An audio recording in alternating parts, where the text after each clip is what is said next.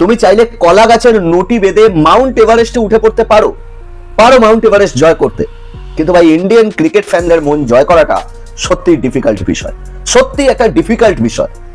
দেখো মাত্র দুদিন আগেই ওয়ার্ল্ড কাপের স্কোয়াড ঘোষণা হয়ে গেছে, টি-20 ওয়ার্ল্ড কাপ 2026 এর স্কোয়াড ঘোষণা হয়ে গেছে এবং ভাই সাহেব জলওয়াদার একটা টিমের ঘোষণা হয়েছে। সত্যি কথা বলতে এর আগে টি-20 ওয়ার্ল্ড কাপে ইন্ডিয়া আজ পর্যন্ত কখনো এত স্ট্রং টিমের ঘোষণা করেনি, কিন্তু এবারে যে টিমটা করেছে ভাই সাহেব কোনো কথা হবে না, কোনো কথাই ওটার মানে কোনোভাবেই অজিত আগারকরকে এবং গৌতম গম্ভীরকে কথা শোনানো যায় না এই বিষয়ে, কারণ বিরাট স্ট্রং টিম তৈরি করেছে। কিন্তু এরপরেও কিছু ক্রিকেট ফ্যানের মন জয় করতে পারেনি তারা।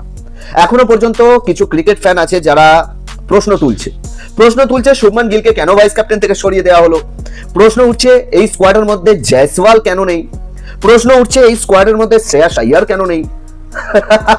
শুধু তাই নয়, এমনকি ঋষভ পান্থ, জিতেশ শর্মা এদেরকে নিয়েও আওয়াজ উঠছে যে কেন ঋষভ পান্থকে এবং জিতেশ শর্মাকে এই স্কোয়াডের মধ্যে রাখা হয়নি। তো দেখো সত্যি কথা বলতে কি, যে টিমটা ঘোষণা করেছে এর চেয়ে ভালো টিম মনে হয় না যে আর বানানো সম্ভব।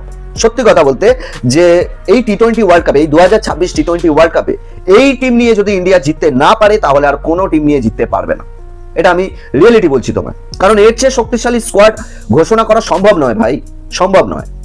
দেখো যারা বলছো যে শ্রেয়াস আইয়ারকে কেন নেওয়া হয়নি, তারা হয়তো ভুলে গেছো যে অস্ট্রেলিয়ার মাটিতে ফিল্ডিং করবার সময় অস্ট্রেলিয়ার সঙ্গে যখন ইন্ডিয়ার ওডিআই যে সিরিজটা চলছিল তখন কিন্তু একটা ক্যাচ ধরতে গিয়ে শ্রেয়াস আইয়ারের পাঁজরে চোট লাগে এবং শ্রেয়াস আইয়ার ইনজিওর্ড হয়ে যায় এবং এখনো পর্যন্ত শ্রেয়াস আইয়ার কিন্তু পুরোপুরিভাবে রিকভারি করতে পারেনি। সুতরাং শ্রেয়াস আইয়ারের নামটা ওয়ার্ল্ড কাপ 2026 এ না থাকাটা খুব স্বাভাবিক বিষয়। ওকে, এবার তোমাদের আরেকটা কথা ক্লিয়ার করে দিই যে ঋষভ পান্থ কেন নেই।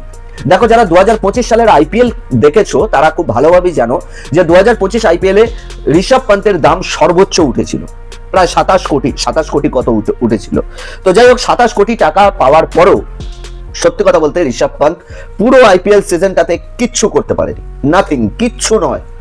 সুতরাং ঋষভ পান্থের এই ধরনের আইপিএল এ যদি পারফরমেন্স থাকে তাহলে ঋষভ পান্থ ওয়ার্ল্ড কাপে কি ঘন্টা পারফরমেন্স করবে ভাই সাহেব, তুমি নিজেই বলো।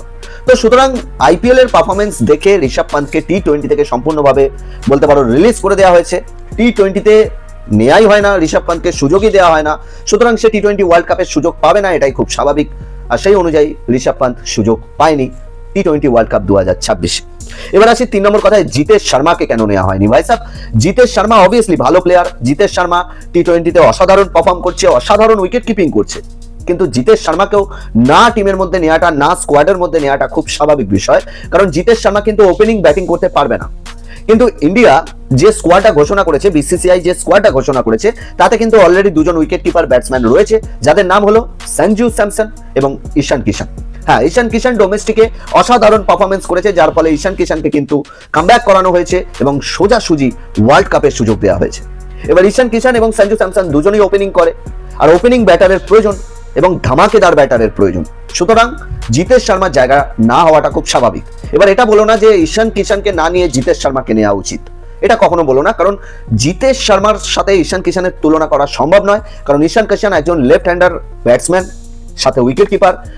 শুধু তাই নয়, ঈশান কিষানের কাছে এক্সপিরিয়েন্স আছে, শুধু তাই নয় ঈশান কিষান ওপেনিং ব্যাটিং করে, যেটা জিতেশ শর্মা করতে পারবে না। ওকে, তো সুতরাং জিতেশ শর্মাকে এই স্কোয়াডের মধ্যে না রাখাটা খুব স্বাভাবিক, আর সেই অনুযায়ী নেয়নি জিতেশ শর্মাকে। এবার আসি জয়সওয়ালের কথায়। ভাই সাহেব যার কথা সবচেয়ে বেশি উঠছে সে হলো যশস্বী জয়সওয়াল। যশস্বী জয়সওয়ালকে কেন সুযোগ দেওয়া হয়নি এই বিষয়ে ফ্যানেরা রাগ করছে। তো দেখো যশস্বী জয়সওয়াল অবভিয়াসলি প্রত্যেকটা ফরম্যাটে ভালো পারফর্ম করে, প্রতিটা ফরম্যাটে, নো ডাউট। জয়সওয়ালের মতন ব্যাটসম্যান আমি মনে করি যে খুব কম আসে, মানে ক্রিকেট ইতিহাসে যশস্বী জয়সওয়ালের মতন ব্যাটসম্যান খুব কম আসে, খুব কম पैदा হয় ভাই সব।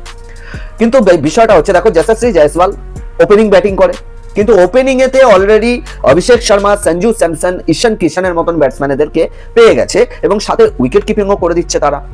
এবার যদি জয়সওয়ালকে নেওয়া হয় তাহলে জয়সওয়ালকে নিচে খেলাতে হবে, কিন্তু নিচে আরো ধামাকেদার ব্যাটসম্যানেরা রয়েছে, যেমন রয়েছে তোমার তিলক ভার্মা, যেমন রয়েছে হার্দিক পান্ডিয়া, শিবম দুবের মতন হার্ড হিটিং করা ব্যাটসম্যানেরা রয়েছে মিডল অর্ডারে। সুতরাং যশস্বী জয়সওয়ালের জায়গা এখানে না হওয়াটাই স্বাভাবিক এবং যশস্বী জয়সওয়ালের জায়গা হয়নি। আর যারা বলছো কেএল রাহুলের কেন জায়গা হয়নি, চলো এটাও ক্লিয়ার করে দিচ্ছি। কেএল রাহুলও কিন্তু একজন wicket keeper batsman. KL Rahul, হ্যাঁ এটা ঠিক যে কেএল রাহুল নিজেকে যে কোনো জায়গায় সেটিং করে নিতে পারে, তবে কে এল রাহুলের টি-20-তে যে লেভেলের স্ট্রাইক রেট, তার থেকে ঈশান কিষান এবং সঞ্জু স্যামসনের স্ট্রাইক রেট অনেক বেশি। সুতরাং উইকেট কিপার ব্যাটসম্যান কতগুলো নেবে ভাই সাহেব? বোলারও নিতে হবে, অলরাউন্ডারও নিতে হবে, শুধুমাত্র উইকেট কিপার ব্যাটসম্যান নিলে তো আর হবে না। আর আমাদের ভারতে উইকেট কিপার ব্যাটসম্যান অগাধ হয়ে গেছে। মেন বিষয় হলো এটাই যে আমাদের উইকেট কিপার ব্যাটসম্যান অনেক, সুতরাং দুজনকে সুযোগ দিয়েছে, এর চেয়ে বেশি সুযোগ দেওয়া সম্ভব নয়। কারণ যদি কে এল রাহুলকে নিয়ে ফেলে তাহলে তার জায়গায় নিশ্চয়ই কোনো ব্যাটসম্যান বাদ যাবে বা কোনো অলরাউন্ডার বাদ যাবে, কোনো বোলার বাদ যাবে, এটা তো সম্ভব নয়। সুতরাং কে এল রাহুলকে নেওয়া হয়নি, আর এটাই খুব স্বাভাবিক। বাকি যদি পুরো স্কোয়াডটাকে দেখা হয়, ভাই সাহেব অসাধারণ স্কোয়াড করেছে, অসাধারণ। এর চেয়ে মজবুত স্কোয়াড করা সম্ভব নয়, ক্লিয়ার কথা বলছি ভাই, সম্ভব নয়, কোনোদিন সম্ভব নয়। দেখো ওপেনিং এ রয়েছে তোমার অভিষেক শর্মা, সঞ্জু স্যামসন, ঈশান কিষান, তিনটে অপশন রয়েছে ওপেনিং করবার। ওকে, এরপরে রয়েছে তোমার সূর্য কুমার যাদব, তিলক বর্মা, হার্দিক পান্ডিয়া, শিবম দুবে, রিঙ্কু সিং। বোলিং এর দিকেও ভালো বোলিং রয়েছে, জসপ্রীত বুমরা, হর্ষিত রানা, তোমার হর্ষদীপ সিং, কুলদীপ যাদব, বরুণ চক্রবর্তী, ওয়াশিংটন সুন্দর। অসাধারণ ইয়ার, অসাধারণ, কোনো কথা হবে না। এর চেয়ে স্ট্রং টিম তোমরা কিভাবে চাইতে পারো? তাহলে এবার গৌতম গম্ভীরকে আর অজিত আগারকারকে पैदा করতে হবে, নতুন নতুন ব্যাটসম্যান, নতুন নতুন বোলারদেরকে। ভাই সাহেব এটা সম্ভব নয়, সিরিয়াসলি বলছি। অসাধারণ করেছে, অসাধারণ অসাধারণ। আর আমার মনে হয় যে 2026 টি-20 ওয়ার্ল্ড কাপ আবারও ইন্ডিয়াই পেতে চলেছে, কারণ ইন্ডিয়ার থেকে মজবুত স্কোয়াড কারুর কাছে নেই, কোনো টিমের কাছে নেই। সুতরাং ইন্ডিয়ার সাথে টক্কর নেওয়াটা খুব একটা আসান হবে না। যে কোনো টিমকে গুঁড়িয়ে রেখে দিতে পারে এই টিমটা, যে কোনো টিমকে গুঁড়িয়ে রেখে দিতে পারে। চাপ নিও না, আবার আমরা ফাইনাল খেলছি এবং আমরা ওয়ার্ল্ড কাপ আবার পেতে চলেছি। লিখে নাও, এটা কথাটা লিখে নাও যে ওয়ার্ল্ড কাপ আমরা আবার পেতে চলেছি। ওকে, যে টিমটা করেছে ফারু টিম, ভাই কোনো কথা হবে না। বাকি চলো, টাটা বাই বাই, দেখা হচ্ছে নেক্সট কোনো ভিডিওর সাথে। ভিডিও ভালো লাগলে লাইক কমেন্ট শেয়ার অবশ্যই করে দিও, সাথে চ্যানেলটাকেও সাবস্ক্রাইব করে নিও। ওকে চলো, টাটা।